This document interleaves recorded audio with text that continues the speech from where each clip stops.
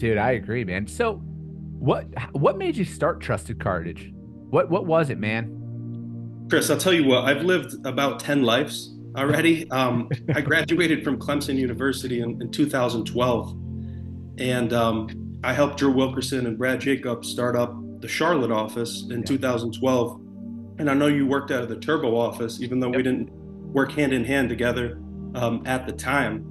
But I learned the industry. I started on the customer sales side, knocking out phone calls, trying to get freight. I had no clue what I was doing. Yeah. Then I decided after I mastered, or I thought I mastered that side, I went to the carrier sales side and learned how to connect and build relationships with carriers. I fell in love with transportation because it was extremely fast paced. You and I both know that boredom leads to desire and desire leads to vices. Yeah. Okay, so with a fast paced industry, there's no time for BS. Mhm. I also I had a love hate relationship with it as well. Commission structures were changing, and this isn't a bad mouth any company or anything like that. This is just something that I experienced, and it helped me gain knowledge to get where I am today. So when I share stories, it's never to badmouth anyone. It's just to talk about what I've went through. Things were changing internally.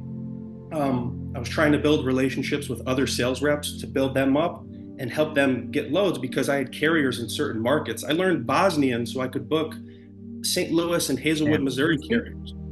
carriers. That's All right. awesome. Or, I wasn't great at and Yeah. fluent at it, but I knew enough to get the truck for a good price. And they knew they were getting good freight and working with a carrier sales representative who's going to support them, answer the phone call, make sure the load is there, check at the receiving facility to allow them either to straight through deliver direct or deliver next day, not to BS them, because that's your role as a carrier representative. And hopefully there's other brokers listening to this and they step up to the plate and help out carriers because that's your role at the end of the day. Yeah.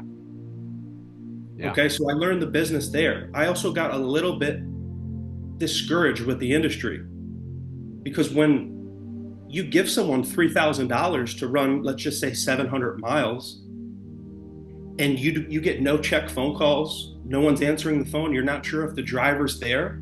Well, you want to know what the commitment that I made to the customers? If that wasn't getting followed through, well, at the end of the day, whose feet are to the fire? It's mine. It's my customer sales reps. It's the company I was working with at the time. We look like the bad guys, right? So I got discouraged. I actually left the industry for 6 years. I moved to Charleston, South Carolina. I started working for a cloud software company as an operations analyst, and 2020 hit. Mhm. But during that time in 2012, 2013, back in Charlotte, I also started a professional sports team that competed in the ESPN $1 million tournament every summer. Basketball has always been a huge passion of mine. So I was recruiting professional athletes from all over the world, flying them in to compete in this single elimination tournament. So while I was doing that, I was still working corporate America. So fast forward, now I'm down in Charleston. I'm out of the transportation industry, but I'm still doing basketball. Now I'm coaching a 17 and under travel team. I'm mentoring other youth kids in the area, college athletes, and pro athletes as well. All right, I fell in love with it. Then comes 2020. I ended up getting laid off at this cloud software company I was working with. That was when the times were crazy. I wasn't sure what next avenue I wanted to get into, but I knew I had basketball. We were one of 24 teams selected in the first professional live sporting event during a world pandemic where we had to go quarantine in Columbus, Ohio. And I'm telling you all this not just to rant on about a story, but logistics were involved in that. The world was shut down at the time, but they were allowing us to compete. So how am I supposed to fly in guys, make sure they can pass COVID tests because we had to take 7 of them just to compete. And if one guy failed, you were eliminated out of the field and weren't allowed to compete. So there was a lot of logistics alignment. There was a lot of leadership skills involved. There was a lot of pre-planning, relying on other people.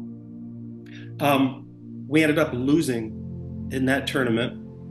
And I came back to Charleston and I was like, okay, you have to figure out that next venture. Well, during that time, I'm sure you remember, they were naming essential and non essential people.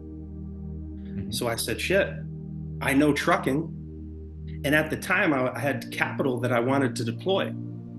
So initially, my thought was, okay, I want to buy up trucks and trailers and potentially rent and lease them out. So again, I was still not sure. I was not at ease. I had a little fear for moving forward. I went in a solitude for 3 straight months. I was still waking up at 4:45, 5 o'clock in the morning, doing my workouts, working with other youth and college athletes in the area, finding random gyms that would allow us to come in and utilize their court, was training them. So I was working on mental mindset skills, leading others, making sure that they're getting to their next potential and desires, not only in sports, but in life. So that really kept me in check. So as a couple of months went on, it clicked. I said, Nick, you got to dig your teeth in, because that's what you've always done. You can't sit back with your feet up on a desk and think you're just going to rent trailers and rent trucks out there to people. Number one, why would they trust you? Number two, you have no clue about the road or what's going on. So how are you going to talk that lingo? Yes, you know the brokerage side of the business, and you did it really well at a high level. I started researching purchasing trucks. I got into the mindset that I don't care what anyone else thinks, I'm going to pick my path. So I picked the path, and my path was to get in the truck and start an asset-based company. Being located here in Charleston, South Carolina, we have one of the largest ports in the Eastern Seaboard. Year over year, they continue to succeed. There's freight coming in and out. We're in a great hub here. We're centrally located in between great areas. You know, we run the Carolinas and Georgia, and we take full advantage of the automotive manufacturers that are here, pharmaceutical companies, all high value, time sensitive shipments. I don't want to be the trucking company or the guy at the time. This is what I was thinking, to go into the ports, because I don't want to deal with the union. Again, during that time out west, our friends in California, their port was shut down. Right? So with my hustle mindset and my business mindset, I said, let's take advantage of the freight that's coming to the warehouse and be that reliable, trusted carrier that our industry needs each and every day. So I got my first truck. I waited several months, got my first truck. It was a 2021 Isuzu FTR, 26 foot, 102 wide, 103 high, swing doors, E-Trax, food grade. Okay, because I don't have a CDL. Yeah. But I knew how to hustle freight. Yeah. I knew I could wake up and endure the 14-hour days with 11 hours of drive time each and every day. I didn't have to be back in Charleston at all. I wanted to go see the country. I wanted to help this economy grow. Yeah. Because it's going to need more people like you and I to give back to this world, so we don't let America go. That's essentially why I got into the trucking industry. Heck yeah. Now, I know I'm being long-winded, but I want to paint a picture, not only to maybe give one person hope, but also, you mentioned earlier that guys like us need to continue to lead from the front. That's the type of leader I want to be. So my grand plan of potentially renting out trailers, renting out trucks, I knew that if I actually did it, I could gain the trust of other people, build knowledge, and see what truly goes on out there. Now, that's not my grand plan anymore. Now I want to run one of the most trusted and reliable asset-based carriers located in the Southeast. Yeah.